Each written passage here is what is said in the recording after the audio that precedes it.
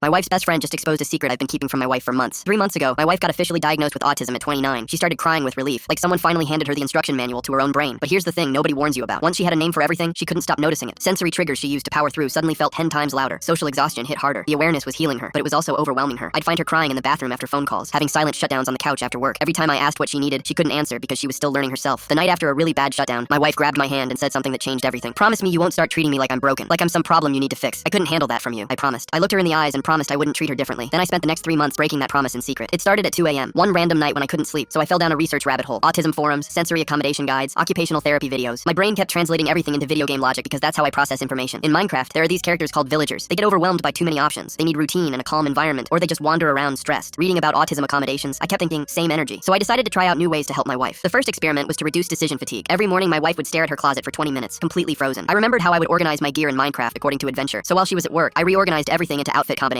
with little day of week labels hidden inside the hangers. That night, my wife came home early and walked in on me holding her Tuesday blouse. "What are you doing?" she asked. My heart stopped. "Just organizing. Thought I'd help." She stared at me for a long moment. Weird, but okay. She walked away. I almost passed out from relief. The next experiment went worse. I read that consistent lighting helps regulate sensory systems, and I thought about how you keep monsters like zombies and skeletons away at night by putting up torches. So I installed smart bulbs programmed to shift warmer at night, except I set them too orange, and my wife walked into our bedroom looking horrified. "Why does it look like we're being slow roasted in here?" I blamed a sale at Home Depot and spent 4 days finding settings that didn't make her feel like a rotisserie chicken. But my wife started watching me differently after that. Then came the real problem. I read that open-ended questions overwhelm autistic brains during stress, and I remembered how in a lot of video games you always get specific responses to give characters, so the quest has a way to keep moving forward. So instead of asking her, "What do you need?" I started offering binary choices. Lights off or dimmed, talk or quiet time, stay or space. It worked beautifully until the night my wife came home overstimulated, and I launched into my options rapid fire. She stopped cold. "Why do you always do that now?" "The multiple choice thing?" My throat tightened. She continued, "It feels like you're treating me like a project." Her voice cracked on project. I froze because that's exactly what she'd begged me not to do. I mumbled something about a podcast I'd heard and changed the subject, but my wife started pulling away after that. Told me she felt like I was hiding something. I knew it was my fault, but I couldn't stop because the experiments were actually helping her. She was improving mentally, but I couldn't tell her that. She'd hyperfixate and everything would be over. Last Saturday, my wife's best friend came over for wine. I was in the kitchen making snacks when I noticed my wife got overwhelmed from a story her friend was telling. I thought about iron golems, these big protective creatures. They don't do anything except exist near villagers being steady and solid. That presence alone makes villagers feel safe. So I walked over, sat near my wife without touching her, and just existed. Didn't ask questions, didn't try to fix anything, just stayed calm and close. I watched my wife's breathing slow down. Her shoulders dropped. Then her best friend said, "Okay, what was that?" My wife looked confused. "What's what?" "That thing he just did. He walked over, sat down, and you immediately calmed down. He's been doing stuff like that all night." My wife turned to me. "What is she talking about?" My mouth went dry. Her friend kept going. "The way he offered you 2 drink options instead of asking what you wanted. The way he dimmed the lights before you even said anything. It's like he's got a whole system." My wife's face changed. "Have you been running experiments on me?" I could hear the hurt in her voice. The betrayal. Exactly what she'd asked me not to do. I put down the cheese board. "I know I promised not to treat you differently, but I couldn't watch you suffer and do nothing. So I researched and compared everything to how Minecraft villagers work. When something helped, I kept doing it. When it didn't, I stopped. I didn't want you to feel like a problem I was solving. I just wanted to help." The room went quiet. My wife stared at me. Then her friend burst out laughing. "That's the most extra and sweetest thing I've ever heard." My wife's face slowly shifted. She started laughing too. "You've been treating me like a Minecraft villager?" I shrugged. "A very loved Minecraft villager." My wife pulled me into a hug so tight I couldn't breathe, while her friend wheezed in the background repeating Iron Golem Protocol like it was the funniest thing she'd ever heard.